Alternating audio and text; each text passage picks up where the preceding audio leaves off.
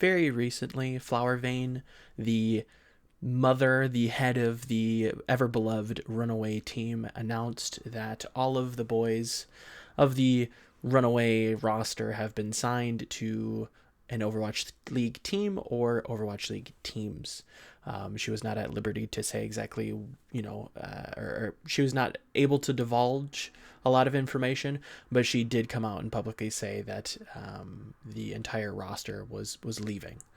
And looking at who they've picked up, I thought it'd be a really fun thought experiment to look to kind of rebuild RunAway and look at it from a past coach's perspective and kind of follow the trends that RunAway has kind of established in the past, and try to fill the shoes of these players that we've come to know and love. So first, we have to start off with the rules, the laws that, or the trends, I would say, that RunAway have been utilizing for a long time now, since Apex Season 1 almost, and even in the qualifiers. So some of the ones that I kind of stumbled across in the wee hours of the morning have been, obviously they all have to be Korean. RunAway's never fielded a roster outside of all being Korean players. So, of course, we're going to be looking at only Korean players. Unfortunately, we won't be taking a dive into China, unfortunately, but, gotta stay with the themes. Now, RunAway's always been one to kind of foster and develop young players, and from that, they tend to really look for very flexible players. So when we jump into exactly what players they could be looking at, they tend to be around 7 to 8 players, and they've historically had substitutes at DPS and support. They always kind of have felt they've always had a strong DPS core, obviously with Hoxal and Stitch being kind of the mainstays of that team. And another thing that, of course, has been a double-edged sword for the team has been its flexibility, going back to Apex Season 3 and their giant roster shuffles and their role swapping. And RunAway's always been very, very flexible. You look at Bumper kind of rotating around different roles. Hoxal, again, playing the D.Va, playing the Lucio, even playing Winston at times. Very, very flexible. Now, one thing that is going to be more of a speculation on my behalf is that I believe RunAway is actually working under a budget. Now, here's why. I guess we can jump into who they've actually signed, and that'll kind of point you in the right direction of why I think that they're working with a budget in mind. So they've signed QOQ, formerly of MVP, very, very talented player. MVP has a very strong history of scouting talent in numerous games. He'll be taking the flex tank role. They've also signed Mag, formerly playing for Legend Young Beyond over in Contenders China. Korean main tank, very solid. Was supposed to be playing in Trials, but the team ended up forfeiting their spot. Nobody knows exactly why, but they've forfeited their spot, and he is signed to RunAway. And they've also signed Future Group's new main support, LeeJaeGon, who, like I said, is also playing in Contenders China in their Trials division, and has looked really well, or looked really strong. Future Group has been, a solid Trials contender, probably going to be making Contenders, or remaking Contenders Season 3 in China. But that's kind of where they've started, and you can kind of see the themes here. They're not looking to spend a ton of money. And if they do, it's going to be on talent that has been previously scouted. And even then, they're not looking to necessarily buy pre-existing talent, but they're more looking into obviously developing it and, trying to watch as much money as possible by taking, a couple open division talents out of China. It is speculation on my end, but I believe them to be working under a budget. Now, those players don't have a ton of tape on them. Mag has looked very strong in Contenders, QOQ, haven't seen him in a long time, and LeeJaeGon, unfortunately, Trials in China is not being streamed, so there's no VODs, and we can't exactly see how strong he is. But there are some other shoes to be filled, some very, very popular shoes. So I wanted to kind of look at it from a historical perspective and look at exactly who is left and how they can fill those roles. So coming in at flex support, I'm going to kind of put forward Noah from Going Water S. This is your Open Division winner. You're gonna see a lot of players from Going Water S, which shouldn't surprise anybody. They dominated Open Division, look very, very talented, and they probably are the best free agents on the market in Korea that are without a buyout. So expect to either you're going to hear more about them in this video particularly, but you're going to see either the whole team being signed, I would imagine, or the team splinter into other teams and really bolster those other lineups. So I'm going to say Noah is going to be their flex support. I think he's a very young player. His first tournament that we've seen him in was the Surge 2017 Cup over in Korea.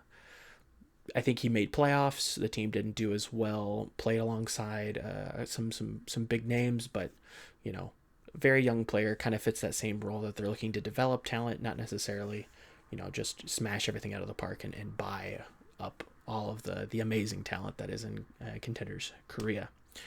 Like I mentioned, he just went Open Division with Going Water S very, very convincingly. There's not much to be said there. He has a very strong Zenyatta, and I believe his Ana, again, he can kind of flex off and give a little bit of relief if need be, and add to that flexibility of the team, which is really, really important. One thing that I had noticed about him is that his nades were very nicely placed, where he was not bouncing them off walls, but breaking them on walls to kind of deny D.Va an angle to consume them. And he could just kind of slip them past D.Vas very, very well in the Open Division finals. I thought that he had a good high rate of landing anti-nades on the enemy team, which happened to be Wildcat. So yeah, very, very strong flex support player. I hope he does well, and I kind of am putting him forward as the flex support. Now, because I mentioned that I want this to be a 7 to 8 man roster, I'm going to go and sign, if I was the coach, right? If I'm playing GM here, I would sign Roki formerly of X6 Gaming, who I would assume is a free agent now. Not entirely too sure, but if the rumors are true and X6 Gaming is being taken to the Overwatch League and he's being left behind, I believe he is one of the better kind of leaders for a team. And I kind of look to him to fill Runner's role in the team, where he's very positive. He's very experienced winning Contender Season 1. I kind of want him to take a lot of that information that he's kind of developed with X6 Gaming and apply it here. He does kind of overlap in the main support role, but if need be, you can sub him in. I kind of think of him as a leader in a sense. His mechanics, they're very serviceable, and I look at him in the same way I looked at Runner back in the day, where he's there to lead. He's there to kind of keep morale high, not necessarily to be an all-star level player. I think Roki's very good, but I think he fills Runner's role as best as you can probably get on the free agent market right now. So Roki at a main support sub from X6 Gaming. Now, how do you replace Haksal, right? Who could you possibly get to replace Haksal? That crazy Genji player, kind of a berserker at times, but tended to tone it back, even going into Contender Season 2 when they finally won. He still has that very instinctual edge. And there's one person that we've seen very recently in Contenders China, as well as in Open Division, that fills that role nearly perfectly. But I think actually a little bit better. I do think he needs a little bit more refinement. But I think Water from Going Water S and Legend Young Beyond fits Hoxall shoes nearly perfectly. I do think that he requires a lot of resources, specifically when Going Water S was playing against Wildcats in the Open Division Finals. They had a strategy drafted around his Farah specifically, and his Farah is amazing. He's probably one of the best Farahs in Korea, at least that we've seen publicly. And to top it all off, I do think he's an amazing Genji talent, and again filling that same role that Hoxall left behind. Very, very aggressive, will not hesitate to flank you and dive you. In that same sense that Hoxall did. He needs some coming. He needs help, right? He needs somebody to kind of guide him. He needs a team to work around a little bit more. Him going Water S with Water looked very, very strong, but again, he needs a little bit more refinement. I think at times, the same way that Hoxall did, he's pulling blades when he doesn't need to. He's kind of a little bit quick on the trigger with certain dives, dashes. But mechanically speaking, this kid is a monster. And I would not be surprised to see him on any other team in Contenders Korea, if not perhaps even in the Overwatch League. He is that level of talent. Now going into the kind of, I wouldn't say supportive DPS, but that's kind of how I look at Stitch. I look at Stitch as the switch hitter of the team. I look at Stitch as the supportive DPS to Hoxall, but if need be, he can also play a little bit more aggressively. He can play that aggressive Tracer. He can play Widow when he needs to, and he can become the star and let Hoxall support him. And there's one person that actually teamed with Water for a little bit. We didn't see a ton of him over in Contenders China, but I believe Song Boos, aka Bloodflower, is going to be the best candidate in the free agent market. That kind of fills Stitch's shoes pretty well. We've seen him in Contender Season 1 in Korea with Meta Athena, and then we saw him paired alongside with Water with Legend Young Beyond over in China.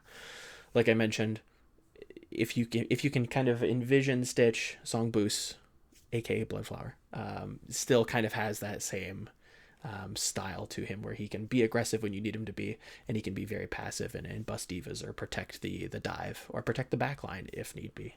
I think he's probably the only person that I could think of off the top of my head that's at a level, a championship level, that I think is worth it at the moment.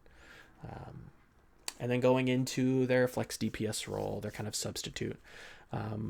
Unfortunately, this is going to be another Going Water S member. I think the team has just been really, really strong at Open Division, and they have a lot of talented players. And this is going to be Doha, who is their Sombra player, but is incredibly flexible. He can play Sombra, he can play Genji a little bit more passively, but still very, very mechanically up to par with Water. Not so flank heavy, but more busting tanks, pressuring the front line, and more damage focused rather than assassination focused. But he can also play Doomfist as well. He's got a lot of heroes under his belt, and he kind of fills So Min-soo. I don't think we need to fill Hureg's shoes. I think So Min-soo's probably the person that I would have loved to see more of, and I think Doha probably fills that role the best. If there's a weird hero that becomes meta, I put him on it. If there's if there's Sombra that kind of persists going into November, we've got probably one of the best Sombras on the free agent market in Korea. So the team would then look like QOQ at flex tank, Mag at main tank, LeeJaeGon at main support, Roki at main support sub, Noah at flex support, Water at projectile DPS and kind of star player, Song Boost as supportive hit scan DPS, kind of switch hitter though. I don't like the word supportive, but more switch hitter. And then we've got Doha as our substitute DPS. And that's kind of how I would imagine, or at least, from watching some of the tier 3 and tier 2.5-ish scene in Korea and even in China a little bit. That's kind of how I envision how we rebuild RunAway. So if you liked the video, and if you agree or disagree, let me know in the comments below. Don't hesitate to follow me on Twitter. Ask me questions there. I love answering your guys' questions. But yeah, like and subscribe and all that jazz. And until the next one, I will see you guys later. Take care.